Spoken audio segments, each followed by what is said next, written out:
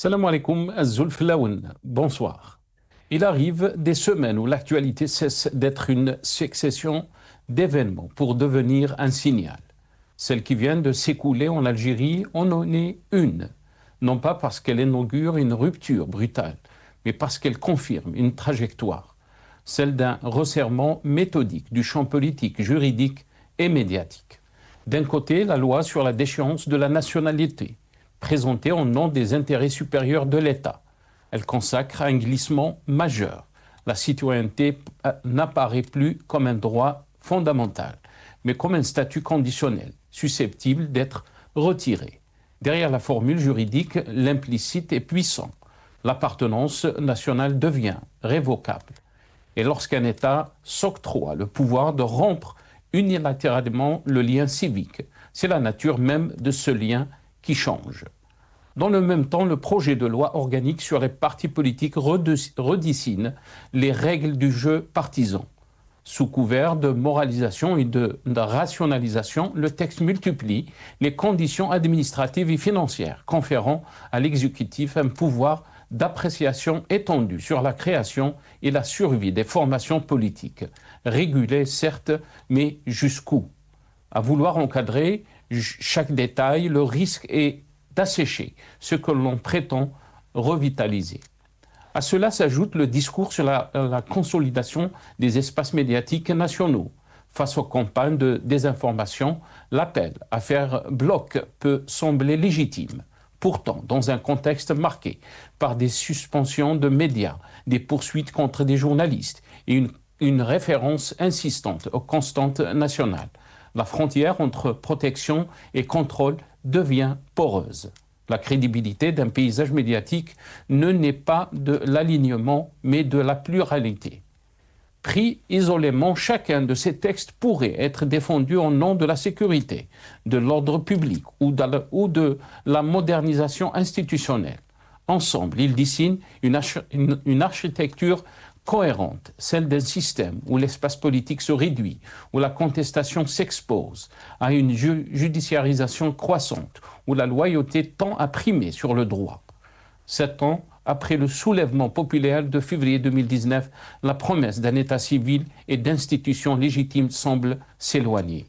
La surveillance s'intensifie, les poursuites à caractère politique se multiplient. Les lois antiterroristes s'étendent à des voies pacifiques. Les interdictions de quitter le territoire deviennent des instruments de pression. Et la diaspora elle-même n'échappe plus aux tensions. Ce qui frappe au-delà des mesures elles-mêmes, c'est leur accumulation. Une loi sur la nationalité, un encadrement renforcé des partis, un contrôle accru des médias, des restrictions judiciaires et administratives. La séquence n'a rien d'anodin. Elle participe d'une même logique de sécurisation du politique. Or, une démocratie ne se mesure pas à sa capacité à neutraliser les dissidences, mais à les intégrer. Elle ne se renforce pas en fragilisant la citoyenneté, mais en la garantissant. Elle ne gagne pas en stabilité en réduisant le pluralisme, mais en le rendant crédible. La question posée cette semaine n'est donc pas seulement juridique, elle est profondément politique. L'Algérie consolide-t-elle son état de droit ou redéfinit-elle pas à pas les contours d'un pouvoir moins contestable parce que moins contesté? À force de vouloir maîtriser chaque espace partisan, médiatique, civique, le pouvoir prend le risque d'installer un silence qui ressemble à la stabilité, mais qui n'en a que l'apparence, car l'histoire récente l'a montré. Lorsque la parole se retire, elle ne disparaît jamais tout à fait. Nous en débattrons avec nos invités juste après cette petite intro.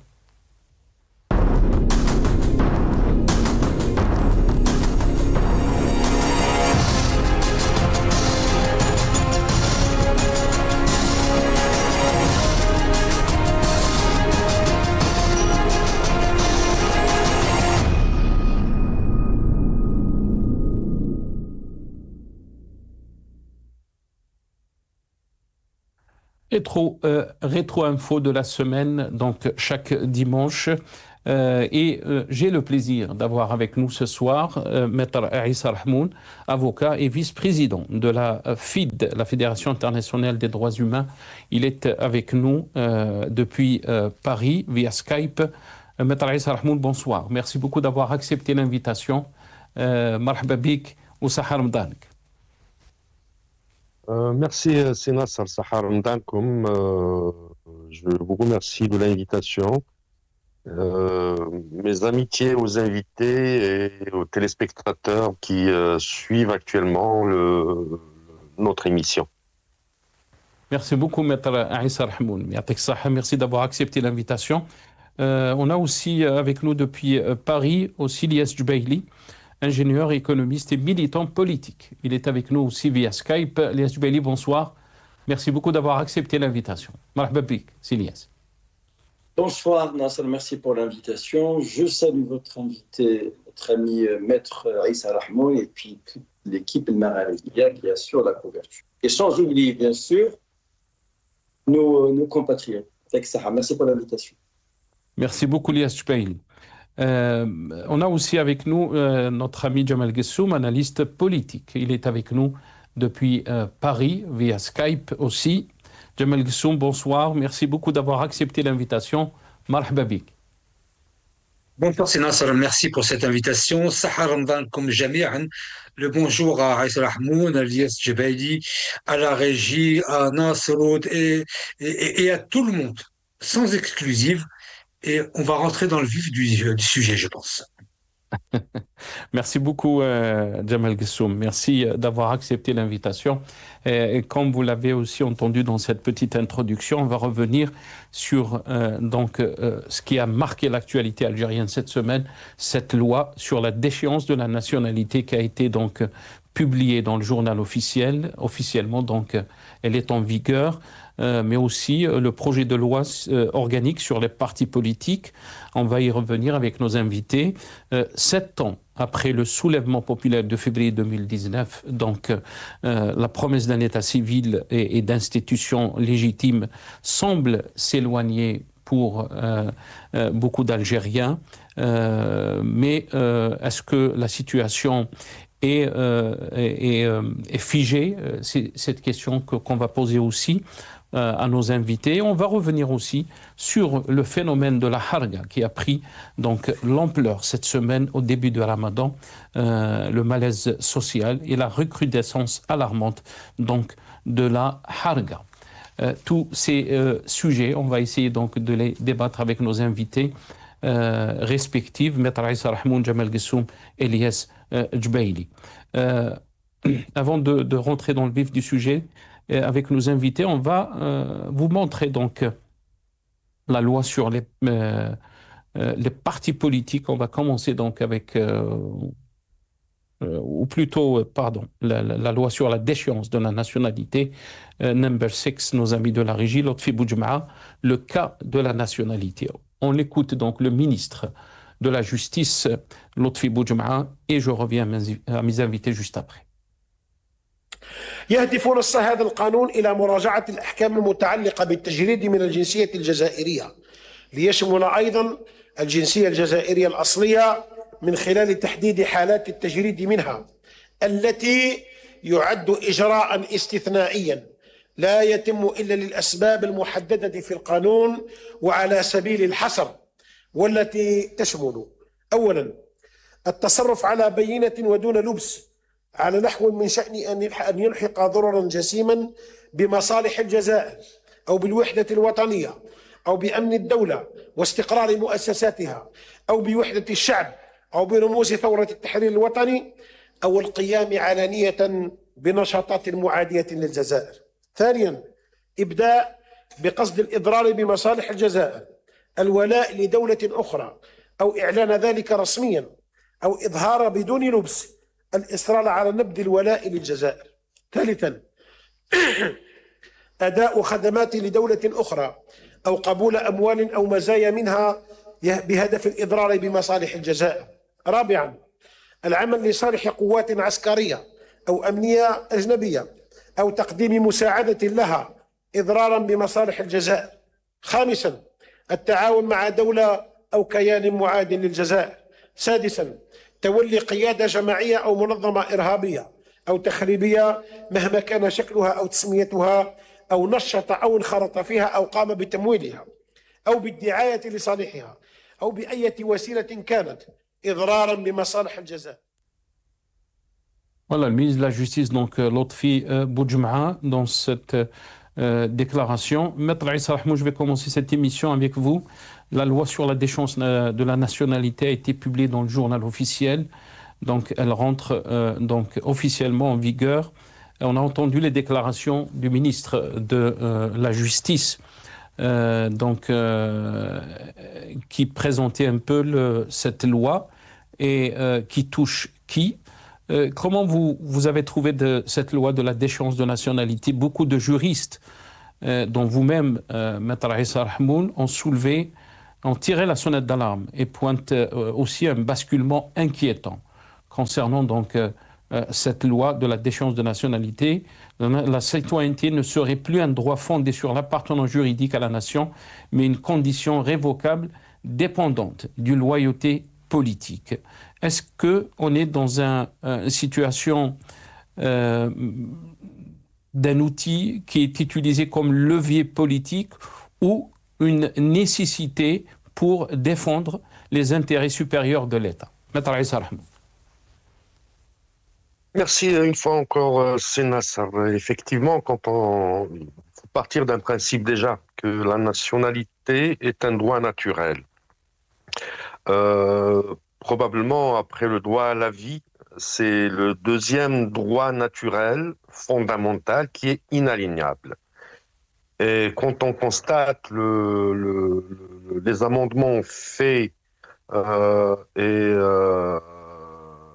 les modifications apportées au Code de la nationalité de 1970, la nouvelle loi qui a été publiée le 17 février 2026 dans le journal officiel, à mon avis, vient boucler ce cycle législatif, cet arsenal législatif qui est très répressif, qui a commencé au lendemain de l'arrivée du président Abdelmadjid Tebboune à la tête de l'État, par les amendements introduits au Code pénal, notamment l'article 87 bis, les articles de 95 jusqu'à 144 Code pénal, mais aussi les différentes lois légiférées, soit adoptées par le Parlement ou par décret, à savoir la loi sur l'activité syndicale, la loi sur la presse et l'audiovisuel, la loi sur la mobilisation en général, il faut le rappeler,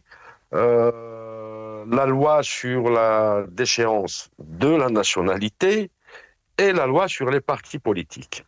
Tout en sachant que dans les couloirs de l'Assemblée nationale, les discussions avancent et l'élaboration de la loi sur la liberté d'association est en cours aussi de préparation. Donc, la loi intervient, comme je l'ai dit, comme pour couronner tout cet arsenal juridique qui vise davantage à fermer, pas à restreindre, mais à fermer complètement l'espace civique. La loi, dans son objectif, dans son contenu, dans le contenu principal de la loi, son application et les procédures légales liées à cette loi sont là pour nous démontrer effectivement que la loi vise à restreindre et à fermer l'espace civique. Force est de constater, ça existe partout, hein, il faut le dire, il faut le rappeler, en France, en Australie, au Royaume-Uni, un peu partout dans le monde, ce genre de loi existe, la déchéance de la nationalité, mais comme le texte en lui-même, l'article 22 bis, qui vient compléter la loi de 70, on constate que l'élargissement des textes légaux qui justifient la déchéance de la nationalité se fait d'une manière arbitraire. Quelle est l'atteinte aux intérêts vitaux de l'État algérien? Et je vous donne un exemple.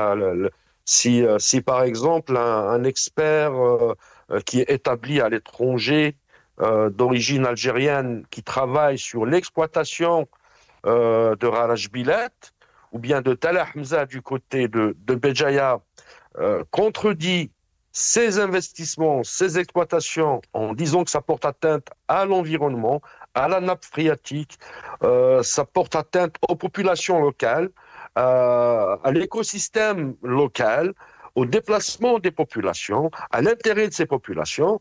Pour l'État, il s'agit d'un intérêt vital, d'un investissement vital. Il peut se voir déchu de sa nationalité. Et plein d'autres exemples qu'on peut énumérer. Le cas de l'économiste qui est actuellement en détention Jelloul préventive, Slama.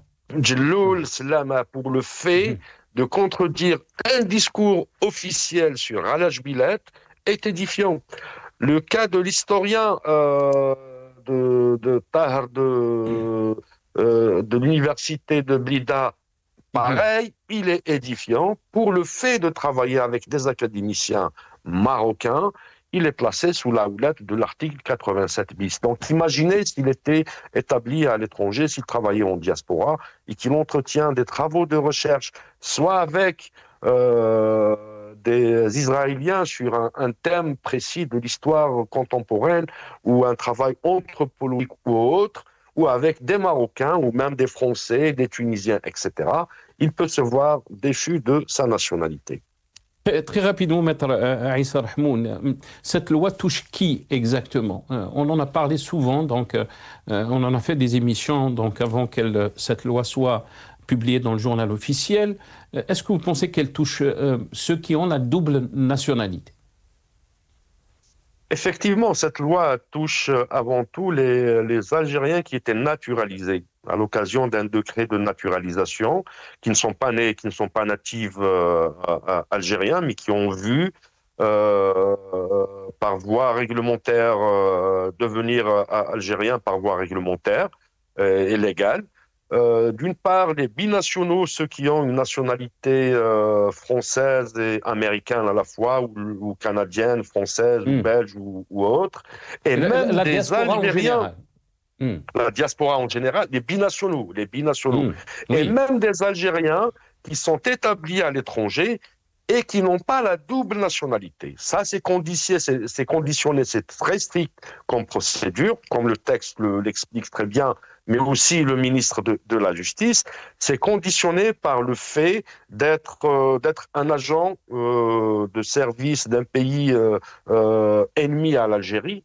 Et là, ça reste toujours aussi large, l'interprétation reste très large, pour le fait de travailler pour une entité terroriste, mais une entité qui est gérée par un groupe d'individus. En prenant le cas d'une organisation, d'une association, où un Algérien est président, il n'a pas une autre nationalité que celle algérienne, et qui travaille sur une question de l'environnement, par exemple, de la migration, de transfert de capitaux d'une manière illégale, d'une opération financière frauduleuse, il peut se voir effectivement déchu de sa nationalité. Donc le fait de laisser le texte très vague, comme l'article 87 bis, et là le régime algérien, à travers le législateur, nous a habitués à ce genre de comportement. L'article 87 bis est une illustration de la volonté du pouvoir algérien à laisser les textes très larges, d'une interprétation très large, tout en nommant une commission. C'est le même cas pour la loi du 17 février de 2026, où il s'agit aussi de créer une commission. C'est cette commission qui va, le fonctionnement, l'organisation, les attributions de la commission, ils ont dit que ça va être réglementé par voie de règlement, son fonctionnement, etc. Donc le fait de créer une commission est une mesure arbitraire. Où est la justice dans ce cas de figure? Où est la juridiction administrative dans ce cas de figure? Où est les voies de recours quand il s'agit de déchoir un Algérien de sa nationalité? Les moyens de saisine et d'information, de notification, ils disent que la notification, elle se fait par tout moyen. Et quand on dit par tout moyen, C'est-à-dire qu'un Algérien aujourd'hui, si Jamal ou la Silias ou si Nasser ou moi-même, on peut se réveiller un jour avec un SMS qui dit que voilà, on vous reproche tel et tel fait, vous avez un délai de 15 jours pour vous présenter devant la commission, vous expliquer, apporter le contradictoire. Dans un autre cas de figure, vous allez être déchu de votre nationalité par voie de décret. Oui, la voie de recours en fin de compte. Donc c'est une mesure arbitraire, très large en termes d'interprétation et qui vise directement les activistes et les voix discordantes qui ne sont pas d'accord avec le fonctionnement de l'État et les politiques publiques que le régime assume actuellement. Très bien. Très bien, merci pour ces explications, Maître Issa Rahmoun. Lias Djbaili, le point qui a été soulevé par Maître Issa Rahmoun est très pertinent. Derrière l'argument, bien sûr, qui a été avancé pour cette loi de déchéance de nationalité, on parle d'atteinte aux intérêts de l'État, mais cet argument sécuritaire aussi dessine une mécanique au contour flou, comme ça a été donc soulevé par Maître Issa Rahmoun, insuffisamment défini aussi, et ouvre aussi la voie à des interprétations extensives. Lias Djbaili, comment vous trouvez donc cette loi de la déchéance de la nationalité? L'argument de Maître Issa Rahmoun est très clair en termes juridiques, mais aussi est-ce qu'on peut dire que c'est un levier politique que le pouvoir est en train d'utiliser contre les voix dissidentes? Tout d'abord, Nasser, cette loi est un précédent grave et préoccupant, du jamais vu dans l'histoire contemporaine de notre pays, et qui est en contradiction totale avec les principes fondamentaux et les lois internationales. On ne peut pas déchoir quelqu'un de sa nationalité. On ne peut pas rendre une personne apatride. La dignité humaine est au-dessus de ça. Je dis qu'après la Seconde Guerre mondiale, l'Allemagne nazie, pour se donner une virginité ou une façade démocratique, la Constitution allemande, le premier article de la Constitution allemande, c'est la dignité humaine. Quand vous êtes déchu, c'est-à-dire vous perdez quelque part votre dignité humaine. C'est comme ça, moi, je l'interprète. Du jamais vu dans le monde. Moi, je suis en France, je suis venu en France dans le cadre de mes études, je vois, j'ai des amis un peu partout dans la nationalité, il n'y a aucune nation au monde qui a déchu ses enfants, sauf l'Allemagne nazie en 1935. 2 ans après la prise du pouvoir d'Adolf Hitler en 1933. Il faut dire les choses. Les faits sont là. Les États-Unis avaient un problème avec un lanceur d'alerte, Snowden, qui a divulgué tous les secrets américains et n'a pas été déchu de sa nationalité. Vous-même, cher Nasser, vous m'avez invité il y a 3 jours sur cette émission. Votre invité, il voulait me contredire, disant que la France elle a déjà déchu la nationalité française. À qui? À Kimi Seba. Kimi Seba n'est pas français de souche. Il est d'origine béninoise. Qu'il a été déchu de sa nationalité française parce qu'il a porté atteinte à la nation française vis-à-vis, soi-disant, de ses accointances avec la Syrie, c'est une chose. Mais je vous dis qu'il est d'origine béninoise, et malgré qu'il y avait un coup d'État au Bénin, et même le président Talon a évoqué son nom, comme quoi qu'il était impliqué avec certains dissidents militaires dans le coup d'État béninois, et il y a un mandat d'arrêt international à son encontre, et jamais on a parlé, on a dit que Kémy Séba, qui sera déchu de sa nationalité béninoise. Donc en France, si, c'est vrai, un certain temps, il y avait un texte, il y avait une discussion torride sur la décision de la nationalité française pour les Français qui ont une nationalité d'origine. Mais les Français avec une particule DE, ils ne seront jamais déchus de leur nationalité. Moi, je l'ai toujours dit, même au temps de Boumediene, on n'a jamais évoqué ce cas. Je ne sais pas comment ce cas, et je le dis, et j'utilise ce terme-là, comment cette loi a été pondue suite à une idée farfelue, ça va porter atteinte à la nation algérienne. Ça va non seulement porter atteinte, et ça va être un levier de pression sur celles et ceux qui ne sont pas d'accord et qui militent de façon pacifique pour le changement majeur démocratique dans notre pays. Donc c'est une loi, comme il vient de le dire très justement et très juste Maître Issa, c'est comme l'article 87 bis. Il est très vague, c'est-à-dire on va l'utiliser à un mauvais escient ou à un bon escient, juste pour taper et pour neutraliser l'opposition. L'Algérie ne peut pas survivre sans opposition. L'Algérie ne peut pas progresser sans opposition. Toutes les nations qui survivent aux siroco, aux tempêtes, hein, et aux tempêtes sismiques et aux ondes sismiques, c'est des grandes nations qui ont une grande opposition et qui militent de façon pacifique pour le changement. Donc si c'est une idée pour neutraliser ou pour faire taire l'opposition, c'est que le régime il a fait fausse route. Je l'invite gentiment à l'abrogation de cet article, comme le cas de l'article 87 bis, qui a fait de n'importe quel Algérien un terroriste en puissance. Et ça, c'est une erreur. Ça, c'est une fausse route. Et quand on dit l'Mcheml ou bien l'Yed el-Memdouda, ça peut pas fonctionner. J'invite, via le Maghrébia, au régime de revoir aussi, oui, de l'abroger, de l'atténuer, je ne sais pas, je ne suis pas juriste, peut-être Maître Issa, il est compétent dans ce domaine, de revoir, en tout cas, de ma place, je dis l'abrogation de cette loi, comme la loi article 87 bis, qu'on demande aussi pour son abrogation.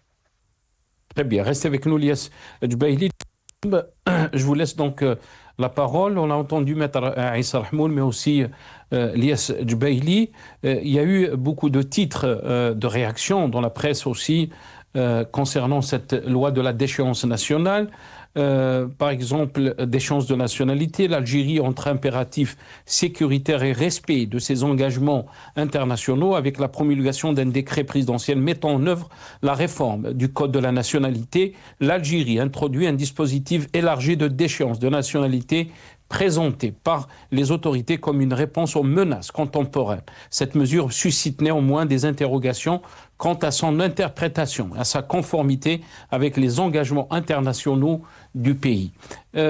Comment peut-on lire donc cette déchéance de la nationalité, surtout le contexte que vit notre pays? On va revenir bien sûr sur l'anniversaire, le 7e anniversaire du Hirak Jamal Gessoum, mais beaucoup d'observateurs parlent d'un levier politique que le pouvoir est en train d'utiliser contre les opposants algériens. Tout d'abord, j'aimerais dire qu'effectivement, comme dit Maître Rahmoun, cette loi existe partout dans le monde. Il n'y a pas un pays au monde qui ne dispose pas. On vous entend pas, Jamal, alors attendez, je vais faire autre chose. Ah, ok. On vous entend là. On vous entend très bien. Vous m'entendez? Très bien, Jamal. Ok, très bien. Donc je disais que j'augmente, voilà.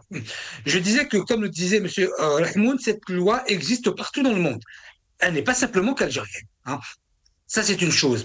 Ensuite, je voudrais juste, si je peux me permettre de rectifier, les Djbaili, être français de souche n'est pas une qualité juridique, ça n'existe pas. Kémy Séba est né en France, il est français de naissance, comme je suis français de naissance, il a été déchu de sa nationalité et donc cette notion de français de souche n'existe qu'en biologie et n'existe que dans un contexte plutôt, je dirais, raciste. La question du droit au sol en France est existante. Vous êtes français parce que vous êtes né en France. Kémy Séba est né en France. Je suis né en France. Il a été déchu de la nationalité française. Donc, il faut séparer avec le Bénin, etc. Donc, l'invité d'il y a 3 jours, je ne sais pas c'est qui donnait ce cas, avait, de ce point de vue, tout à fait raison. Maintenant, ma position. J'attendais cette loi depuis de nombreuses années. Ça fait très longtemps que j'attends une telle loi parce qu'il n'y a pas de raison qu'à partir d'un certain moment, des gens et je donnerai sans nommer. Jamal Ghassoum, je m'excuse. Est-ce que vous êtes en faveur donc de cette loi? Oui, tout Très à fait bien, en très bien. faveur de cette loi. Je pense que vous pouvez remettre Jamal Ghassoum vos écouteurs parce qu'on vous entendra. Il y avait juste un petit souci. Mais Ok. puisque vous êtes en faveur pour cette loi, j'aimerais avoir votre... pourquoi d'abord vous ête en faveur alors que on parle de déchéance de nationalité et le flou aussi autour cette loi, et ça a été expliqué par Maître Issa Rahmoun. Jamal Ghassoum.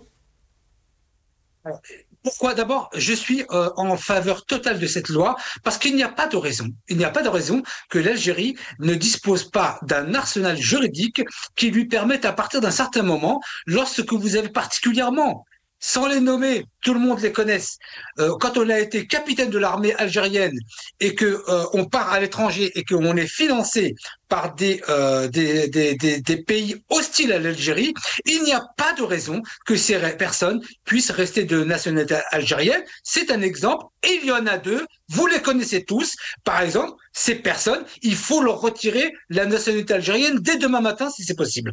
Ensuite, il y a des gens qui sont effectivement un peu je dirais, dans le même état d'esprit, dans le même état d'esprit que les Harkis durant notre chère guerre de révolution, qui avaient fait le mauvais jeu de se mettre du côté de la mauvaise barque et ensuite qui ont été traités comme des animaux ici en France. Et donc, l'Algérie se devait d'avoir un tel dispositif. Maintenant, je ne suis pas naïf. Je sais très bien que cela peut freiner je dirais l'expression d'une opposition politique, ça évidemment que je le regrette, ça peut avoir ou des peurs ou des craintes des opposants à mener un combat d'opposition au pouvoir algérien, ça ce serait tout à fait regrettable. Mais je ne mélange pas les contextes, il y a effectivement cette peur qui peut s'installer chez certains opposants, mais il était temps que l'Algérie dispose d'un arsenal juridique. En France, c'est l'article 98 à 100. Et il y a aussi... parce que qu'est-ce qui va garantir Jamal Ghassoum? Qu'est-ce qui va garantir? Et je pense, Maître Issa Rahmoun aussi a mis l'accent par rapport à cette question. Qu'est-ce qui va garantir que ce texte s'appliquera seulement, par exemple, aux personnes que vous avez définies, qui peuvent trahir le pays et qui peuvent être donc un problème en termes de sécurité, une menace pour l'Algérie. Mais qu'est-ce qui va garantir que ce texte ne s'appliquera pas, par exemple, à des Algériens qui expriment leur avis sur la situation politique, sur la situation des droits de l'homme, par exemple? C'est tout à fait un risque.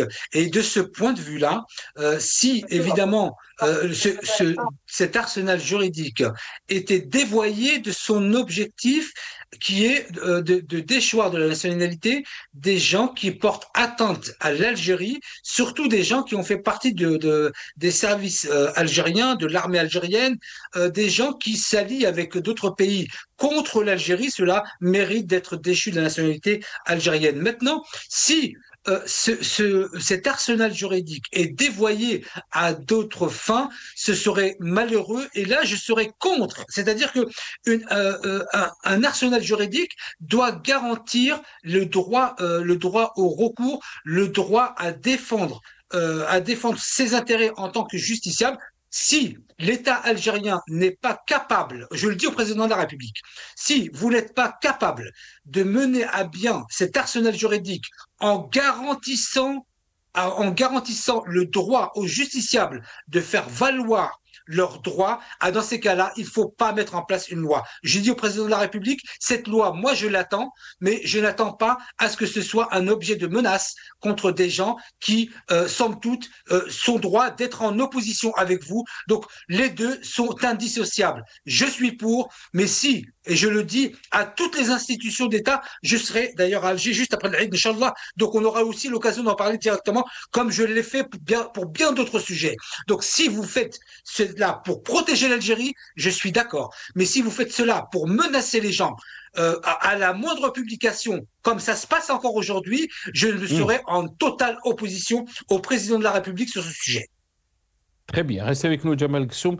Je ne sais pas si Maître Aïssa Rahmoul, vous voulez rebondir très rapidement avant d'entamer le deuxième sujet de notre émission. Maître Aïssa Rahmoul. Oui, effectivement, je voulais rebondir, Sénateur. Je Mhm. respecte l'avis et la position de Si Jamal, mais que je ne partage pas, parce que là, il s'agit, si on était dans un état de droit Mhm. et que le pouvoir tire sa légitimité effectivement de la souveraineté populaire, on était dans une gouvernance plus ou moins transparente et efficace en termes de gestion de la chose publique. OK, on pourrait en discuter, mais là, il s'agit d'un régime qui est autoritaire. Et d'ailleurs, il y a une violation manifeste du droit constitutionnel et institutionnel. Si on reste sur le droit seulement, parce que les promoteurs de cette loi qui invoquent la défense et la souveraineté nationale face au terrorisme, l'ingérence étrangère, menaces hybrides, déchéance de nationalité devient pour eux un instrument de protection contre des supposés ennemis internes ou externes. Mais pour preuve, on a vu ces arguments qui étaient défilés lors de deux lois principales, à savoir l'article 87 bis du Code pénal qui Terror. avait Mhm. permis aux autorités politiques et à l'exécutif de mettre en prison et des militants pacifistes et des militants politiques et des militants écologiques, pour ne citer que Ableg Mari, entre autres, mais aussi la loi sur la mobilisation générale, qui sont des lois d'exception. Ces lois d'exception obéissent à une mentalité autoritaire qui veut qu'aujourd'hui, l'Algérie, tous les Algériens sont en sursis. Alors, si on voit aussi l'article 36 de la Constitution, qui nous renvoie à la loi pour définir les conditions de perte ou de déchéance de la nationalité, l'interprétation en même telle qui est extensive, comme tu l'as dit, Nassar, se heurte à la lettre et à l'esprit des dispositions constitutionnelles. Il ne faut Mhm. pas oublier que l'Algérie a ratifié aussi la convention du 8 juin 84, la convention relative au statut des apatrides de New York du 28 septembre 54. Il se trouve que dans la loi, la loi du 17 février 2026, des dispositifs sont clairs, à savoir qu'ils veulent mettre des Algériens qui n'ont pas la double nationalité, qui ne sont pas binationaux, en situation d'apatride. Ça, dans le volet juridique. Sur le volet politique, ces lieutenants ou ces militaires qui sont déserteurs de l'armée algérienne, ou ces blogueurs, ces youtubeurs, ces lanceurs d'alerte, etc. Si on était dans un état de droit et que la justice n'est pas l'instrument de la répression, que la justice n'est pas instrumentalisée, quelle est la garantie offerte à cette catégorie de la société algérienne, à ces citoyens algériens, pour répondre de leurs actes? Un. Deux, Mhm. personnellement, je suis contre l'incarcération des anciens ministres, des anciens premiers ministres de l'ère de Bouteflika. Pourquoi? Parce que, effectivement, la justice a démontré une fois de plus qu'elle est instrumentalisée et que c'est un instrument, un outil de rendement de compte entre les différentes factions du régime. En l'absence de recours effectif, en l'absence de transparence dans les faits délictuels et même criminels, en l'absence et avec la montée du néonationalisme, parce qu'il s'agit Mhm. aussi d'une politique néonationaliste qui se développe dans le comportement des autorités algériennes et qui vise, de par le fait, et quand on constate dans la Constitution le boycott, par exemple, qui est puni par la peine à perpétuité ou bien des dispositifs de type pénaux et criminels, tout Algérien qui essaie de renverser le régime hors les voies constitutionnelles. Mais là, on est arrivé à la limite de l'absurde. On est dans un état de non-droit. On est dans un état où l'exception, les lois d'exception, les lois arbitraires, les lois scélérates sont le meilleur produit du régime algérien actuellement. Très bien, restez avec nous, Maître Aïssa Rahmoul. On va essayer donc d'entamer aussi un deuxième sujet qui est aussi le projet de loi organique sur les partis politiques qui redessine pardon, les règles du jeu partisan. Pour le régime, c'est une question de moralisation et de rationalisation. Le texte multiplie donc les conditions administratives et financières conférant à l'exécutif un pouvoir d'appréciation étendu sur la création et la survie des formations politiques d'après les critiques. D'abord, on va vous montrer ce petit clip de l'ENTV donc, concernant la loi ou le projet de loi organique sur les partis politiques. Le texte du projet de loi organique comprend 97 articles répartis en 7 chapitres, reposant principalement sur la consolidation du pluralisme politique et l'encadrement du fonctionnement interne des partis, leur garantissant une large liberté d'exercice de l'activité politique, l'accès aux moyens d'action et ouvre la possibilité de recours contre les décisions. Le projet impose aux partis le respect des dispositions de la Constitution, des valeurs et fondements de la société algérienne, de son identité et des constantes de l'État algérien, ainsi que de toutes les questions liées à la souveraineté, à la défense et à la sécurité nationale, tout en consacrant l'engagement en faveur d'une pratique politique intègre dans l'organisation et le fonctionnement des partis. La moralisation de la vie politique est également abordée, et ce à travers la lutte contre le phénomène de la transhumance politique, qui porte atteinte à la crédibilité des partis. L'interdiction du financement étranger et de toute dépendance à une entité étrangère, ainsi que la limitation du mandat du chef du parti à 5 ans renouvelables une seule fois. Le projet de loi garantit la possibilité de constituer des alliances politiques et de procéder à des fusions dans un cadre juridique clair. Il insiste par ailleurs sur la nécessité de renforcer la participation des femmes et des jeunes en imposant la définition de quotas de représentation au sein des structures partisanes. Voilà, donc un petit explicatif par rapport donc, à ce projet de loi organique sur les partis politiques. Mais bien sûr, on va écouter le ministre de l'Intérieur, Saïd Saïoud, qui est aussi ministre des Transports. On va l'écouter dans cette déclaration. بخصوص متابعة الإدارات لنشاطات الأحزاب السياسية أو الإدارة لنشاطات الأحزاب السياسية، إن الحزب السياسي هو أداة للممارسة السياسية التي تتطلب المتابعة المستمرة لضمان احترام الدستور والتشريع والتنظيم المأمول بهما، وبالتالي فإن الإدارة هي السلطة القادرة على مواكبة العمل الحزبي والتعامل مع طبيعة نشاطات الأحزاب السياسية بسرعة وفعالية، مع تكريس حق الحزب في اللجوء إلى القضاء للنظر في مدى مشروعية القرارات الإدارية. فضلا عن ذلك فإن الإدارة ينحصر دورها في ضمان التزام الأحزاب السياسية باحترام الدستور وقوانين الجمهورية. Voilà, le ministre de l'Intérieur, donc Saïd Saïoud, mais aussi Tebboune, le chef de l'État, Majid Tebboune. Qu'est-ce qu'il avait déclaré donc concernant les partis politiques? مادام فيه قانون أحزاب باش يفوت على مجلس الوطني الشعبي، يفوت على مجلس الأمة، وقانون هذا ثاني كذلك خطوة ديمقراطية وكل معترفين بها، على أساس أن القانون هذا تحرر مشاركة تاع الأحزاب نفسهم، لأن القانون كان طالب منهم ضمن القانون من الأحزاب بيان سور.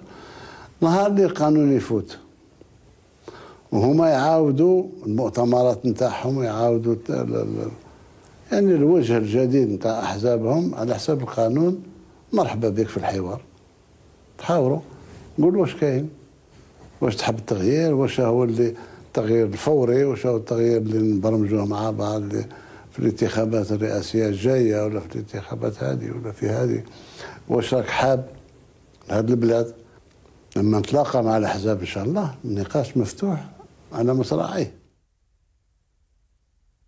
Voilà, la déclaration, donc la dernière interview du chef de l'État, Majid Tebboune, concernant donc les partis politiques. Ilyas Jubaili, la parole est à vous, bien sûr. Comment peut-on lire donc ce projet de loi concernant les partis politiques? Beaucoup de critiques, bien sûr, parce qu'on parle de la mainmise de l'administration, du ministère de l'Intérieur. Mais aussi, beaucoup parlent que la boucle sera bouclée en termes de fermeture politique. Votre réaction, Ilyas Jubaili? Tout d'abord, rapidement, cher Nasser, je reviens une minute juste sur le cas de nationalité. Moi, je dis ici, aucun celles et ceux qui poussent à vouloir officialiser l'expulsion juridique des Algériens de leur propre terre, de leur terre natale, de leur terre ancestrale, de leur terre tribale, de leur terre qui remonte à des siècles de lumière, font fausse route. Ils sont responsables face à l'histoire. C'est tout. Moi, je dis ça. Je pèse bien mes mots. Parce que nous portons des noms algériens avec une lignée algérienne. Et personne. Et vous savez, moi, des fois, je suis choqué par celles et ceux qui vivent dans des pays occidentaux. Moi, je suis venu en France en tant qu'étudiant. Mais dans ma tête, je reste démocrate dans ma tête. Parce que la seule ligne, c'est la ligne démocratique.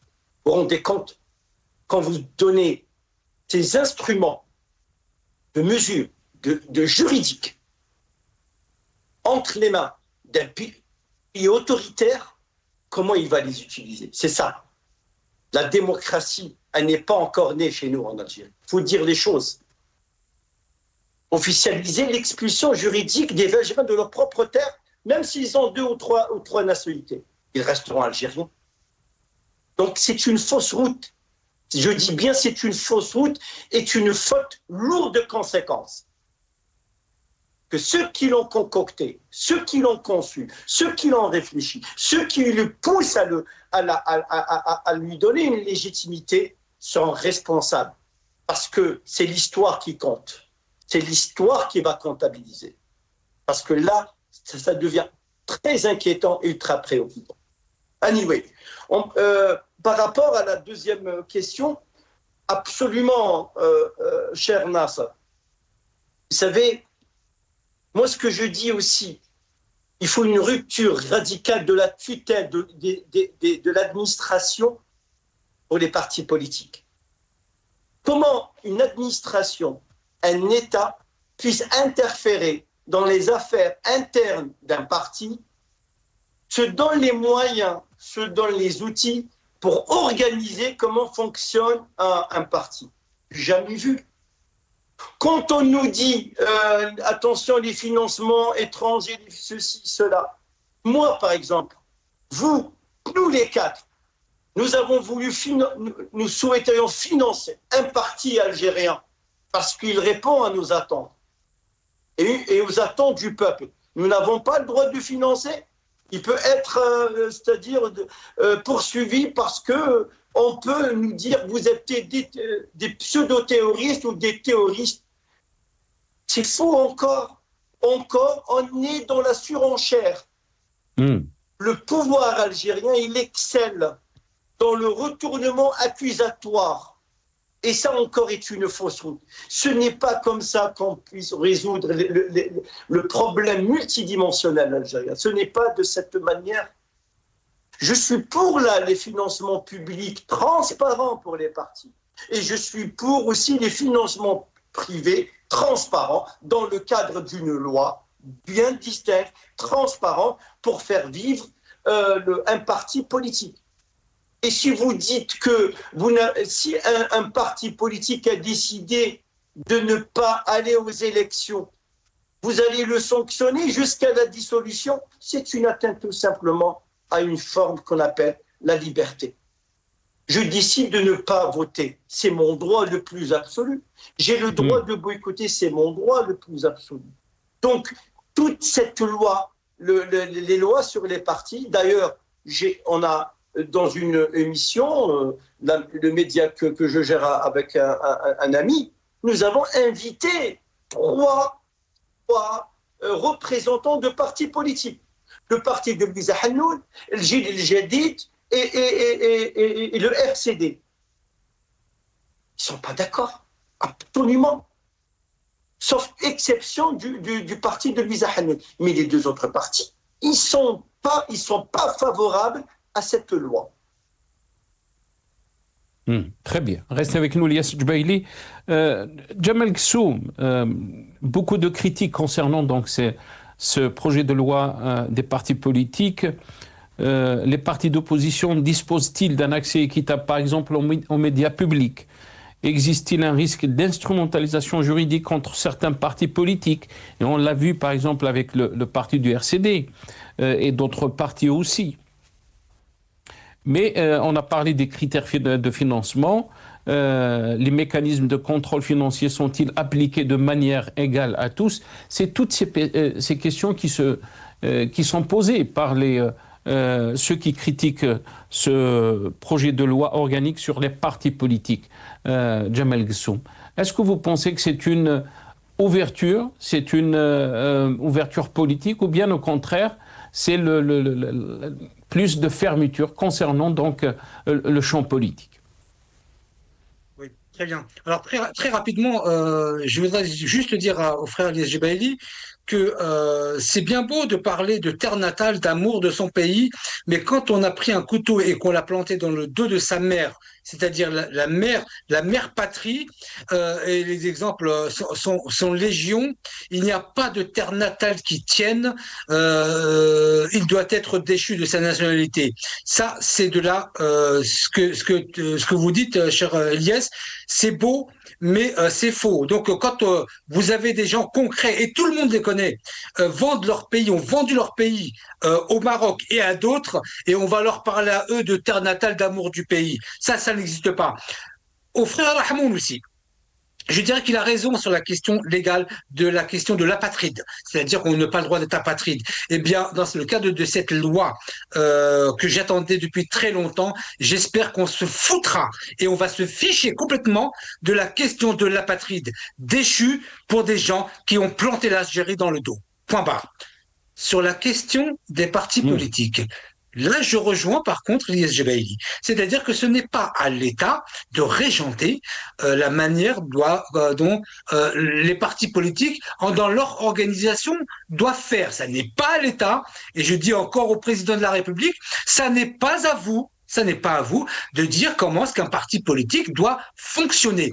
Il doit être encadré par une loi générale, une loi dédiée aux partis politiques, mais d'après ce que je comprends de la manière dont on gère les partis politiques en Algérie, vous avez des partis qui ont un certain nombre de députés plus importants qu'un autre, mais le parti qui a le plus petit nombre est pris plus au sérieux par l'État et par le gouvernement. Donc, ça n'a aucun sens. Moi, je vous le dis de la manière la plus claire, parce que ça sert à rien de discuter 100 000 ans sur quelque chose qui n'a pas de sens. Cette loi sur l'organisation des partis politiques, ils auraient mieux fait de ne pas la faire, parce que moi, je n'ai aucune, mais pas un gramme de confiance dans des projets de loi initiés en plus par des gens qui, dans 2-3 ans, seront forcément incarcérés pour les affaires d'aujourd'hui. Donc, parole dans le vide et une loi dans le vide.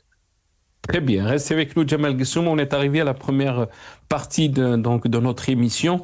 Il y aura d'autres questions très très importantes avec nos invités, Maître Issa Rahmoun, Elias Jebaili, mais aussi Djemal Guessoum. On va revenir sur les déclarations du ministre de la Communication, M. Zoher Bouamem, qui a mis en avant cette semaine à Adjil l'importance de renforcer les espaces médiatiques nationaux en vue de préserver les intérêts de l'Algérie ciblés. Et il le dit par des campagnes de désinformation et de falsification des faits. Mais aussi, on va revenir sur la question, bien sûr, ou l'anniversaire du Hirak, 7 ans après, donc, où on est par rapport à la question du Hirak, la situation de notre pays et la question aussi de la Harga.